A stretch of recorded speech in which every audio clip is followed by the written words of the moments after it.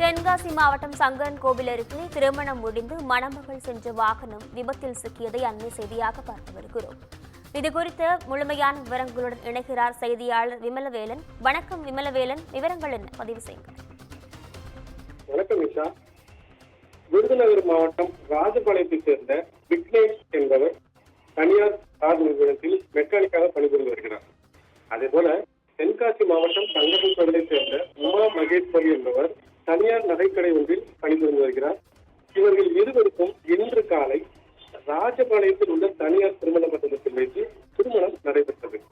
திருமணம் முடிந்த நிலையில் மணமகன் வீட்டாரும் மணமகள் வீட்டாரும் ஒரு வேனில் மணப்பெண்ணின் ஊரான சங்கரன் கோவிலுக்கு திரும்பி சென்று கொண்டிருந்தனர். சென்று கொண்டிருக்கும் வழியில் ராமலிங்கபுரம் விளக்கு என்ற பகுதி அருகே வேன் வந்து கொண்டிருந்த போது அந்த வேனானது ஓட்டுநரின் கட்டுப்பாட்டை இழந்து கவிழ்ந்து விபத்துக்குள்ளானது. இந்த விபத்தில் அதில் பயணமுற்ற மணமகன் விக்னேஷ், மணமகள் உமா மகேஸ்வரி உள்ளிட்ட 20 பேர் படுகாயமடைந்தனர். படுகாயமடைந்தவர்களை மருத்துவத்தினர் மீட்டு 108 ஆம்புலன்ஸ் மூலம் சிகிச்சைக்காக தற்போது சங்கரன்கோவில் அரசு மருத்துவமனையில் அனுமதிக்கப்பட்டு அவர்களுக்கு முதலுதவி சிகிச்சை பெற்று வருகிறது. மேலும் இதிலிருந்து 4 பேர் மேல் சிகிச்சைக்காக திருநெல்வேலி அரசு மருத்துவமனைக்கு அனுப்பி வைக்கப்பட்டிருக்கின்றனர். நிஷா, முழுமையான விவரங்களுக்கு நன்றி விமலவேலன்.